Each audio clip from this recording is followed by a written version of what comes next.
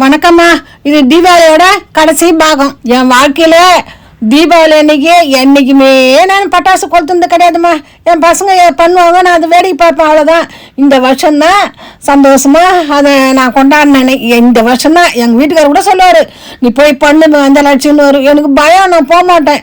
அதுக்காக எனக்கு சுறுசுறு வத்தி வாங்கி வந்து கொடுத்தாங்க. என் சின்ன பொண்ணு, நான், எங்கள் மரும் பிள்ளை 3 பேர் சேர்ந்து காட்டினோம். என் பெரிய பொண்ணு வந்து வீடியோ எடுத்தா. எப்பவுமே நாங்கள் வந்து தீபாவளிக்கு வந்து வெடியே வெடிக்க மாட்டோம். ஏன்னா இந்த நோம்பு கும்பிட்றதுனால ரொம்ப டயர்டாக ஆகி போகுது.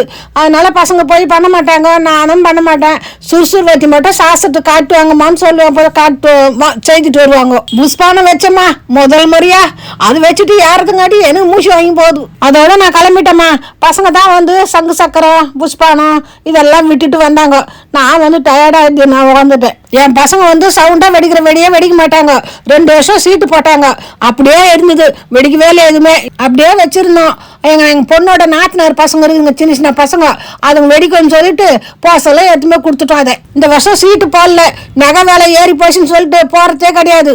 அதனால வந்து சுறுசுறு வத்தி சங்கு சக்கரம் புஷ்பானம் இது மட்டும் வாங்கின்னு வந்துட்டாங்க. சந்தோஷமா தீபாவளி கும்பிட்டு முடிச்சாச்சு.